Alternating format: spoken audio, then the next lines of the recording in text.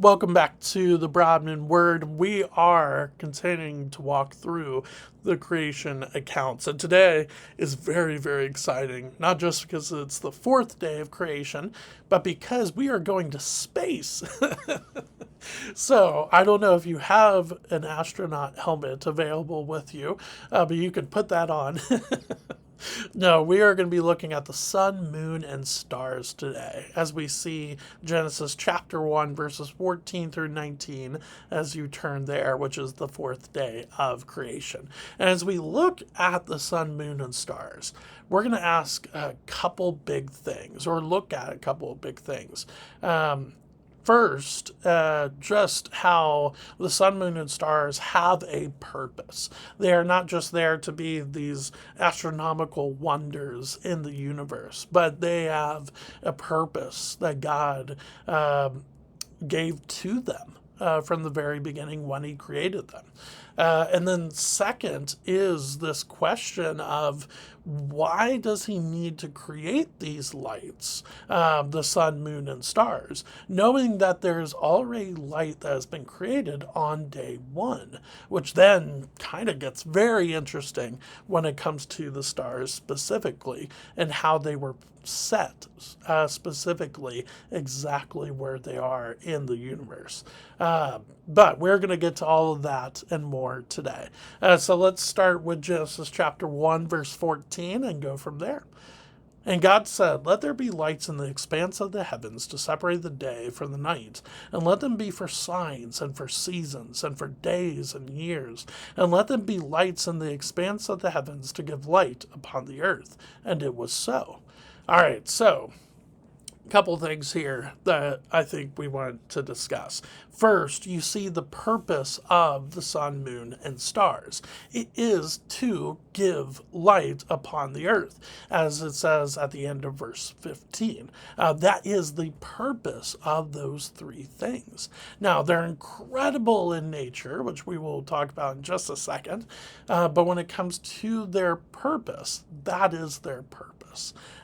When it comes to why God created them. Now, is it possible that God could have used the light that He created on day one to give light to the earth? Yes, because that is what happened on days 1, 2, and 3. But why did God switch it up on day 4, creating the sun, moon, and stars? One, He wants to show His creativity. He wants to show that these things, the sun, moon, and stars, are built or are made, or created with a purpose in mind, and that is to give light. But they're also made in just an amazing way. Just quick things about the sun and the moon. First off, the sun is massive. Astronomers believe that 1.3 million Earths could fit inside the sun. That's how big it is. And then the core of the sun is 15 million degrees Celsius. That itself is incredible to think about. We can't really understand how hot it is. And then because of the size of the sun and how hot the sun is, the light that comes from the sun actually only takes about 8 minutes to get to Earth, which we'll talk about light years in just a second. But yeah, it's incredible to see just how big and how hot the sun is.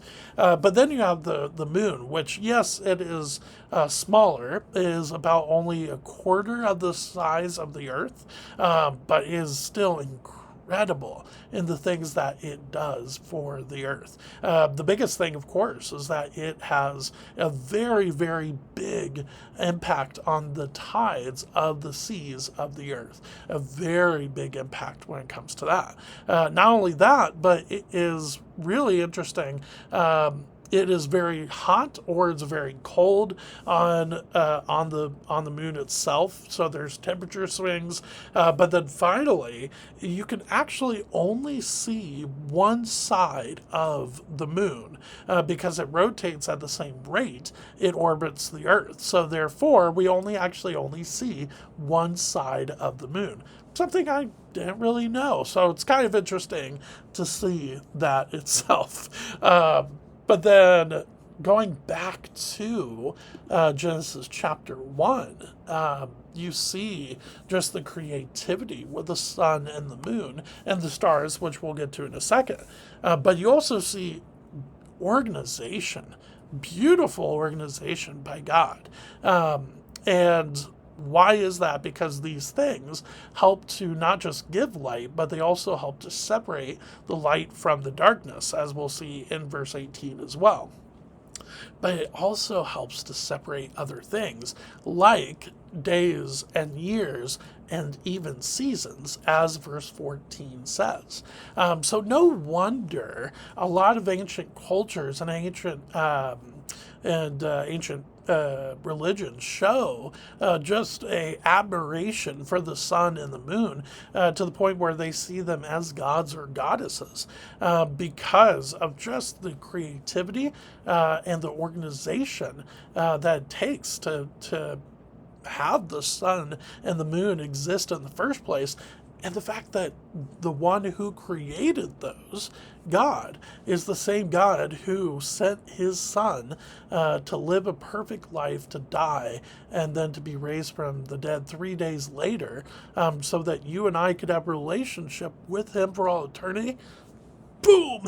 Like, that's incredible to think about. And so that, to me, is just, how cool is that? But then you not just have the sun and moon, but you have the stars as well. Verse 16, let's pick up there. And God made the two great lights, the greater light to rule the day, and the lesser light to rule the night, and these stars. Now, at the first look at reading this, you you almost think to yourself, did the author forget about the stars? Because of how it's written, it's like, oh, and the stars. It does kind of come across a little bit funny in that way. However, I think it's really just about order on the purpose of these three things, the sun, moon, and stars. And again, the purpose of them is to give light. So of course it makes sense why you spend a lot more time talking about the sun and the moon, because they are better sources of light than the stars are. Doesn't mean that the stars don't give any light. It doesn't mean that they don't have purpose. It just means when it comes to the purpose of giving off light and the amount of light they give off, it dwarfs the sun and the moon. That's why you have the greater light to rule the day, being the sun, and then you have the lesser light to rule the night, which is the moon. Which again doesn't mean that the moon isn't important. It just means that it has less light to give because it's not as big as the sun, and it doesn't have the light that the sun gives off. Now, the stars itself, though, are incredibly interesting. And really, when it comes to how long it takes for the light of the stars to get to us on Earth. And that's where you can get into astronomy, which, by the way, again, I'm not claiming to be an astronomist in any way, shape, or form, but I do think it's really interesting to take a look at these things and how Scripture shows them. So when we see all those facts about the sun and the moon, and the fact that that Genesis shows that the sun is incredibly a greater light and the moon is a lesser light, but still important. I think that's really cool to see that correlation there. But then you have the stars themselves. And I think this is where verse 17 comes into play. But let's go ahead and read the rest of today's section. So 17 through 19. And God set them in the expanse of the heavens to give light on the earth, to rule over the day and over the night, and to separate the light from the darkness. And God saw that it was good. And there was evening and there was morning the fourth day. All right, so yes, verse 18 is talking about the sun and the moon specifically, to rule over the day and over the night and to separate the light from the darkness. But I think verse 17, you could throw the stars in there. And the reason why is because of the verb set. The verb set in verse 17 is incredibly important, not just to the creation account, but I think to all of astronomy as well. You probably have heard it said that if the sun or the moon were in different parts or different distances from the earth, it would be it would just be very, very cataclysmal. It would be catastrophic. If the sun was a little closer or a little further, it would be chaos. And the same with the moon as well, just to a lesser extent. Because again, it's a lesser light, as we see in verse 16. But just to show that goes to show the organization and creativity of God that he has in the creation account. But I think, too, the stars are also important here as well, because the distance that it takes for light to travel, especially when we're talking about the stars, is measured in light years. And that's not Buzz Lightyear from Toy Story, by the way. It just simply means the distance that light travels in a vacuum in one calendar year. That's what the light years mean.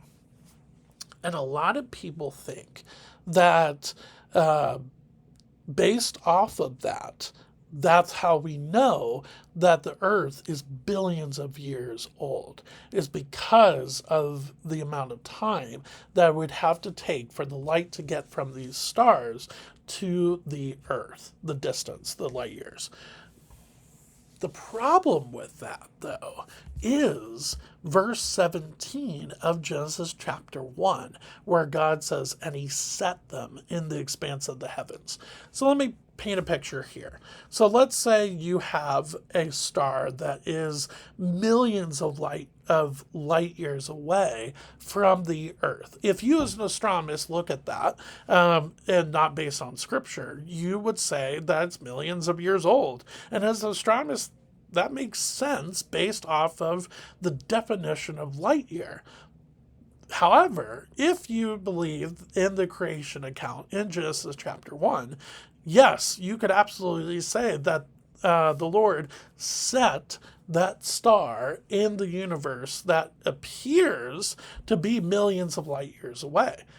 But you could also set the light that is coming from that star wherever he wants in the universe.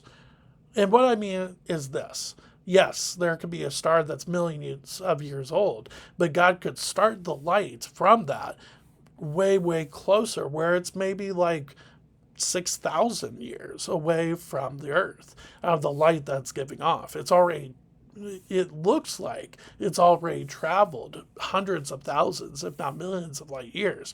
But really, it was just set in a very specific place where it only takes the amount of the Earth that we see now to show up in our sky to give the light that we see from that star. And that just shows the organization and just the creativity that God has as creator. And so for me, I think that is an incredibly important verse when it comes to the sun, moon, and specifically the stars in verse 17.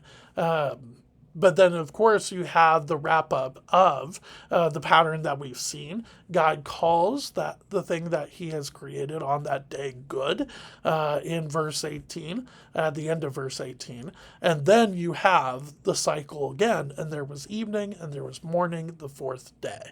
And so you have that pattern continue to go. And so with that, thanks for spending a little time with me today as we quote unquote went to space, as we looked at the sun, moon, and stars and see the creativity, but also the organization that God has as creator, as he created the sun, moon, and stars. On Thursday, we will get to the creation of birds and of fish, and really just the amount of things called kinds or species. We will get to what that means as we start to look at birds and fish on Thursday, and then next week as we look at land animals as well. So thanks for spending a little bit of time with me today, though. I will see you on Thursday. Thanks.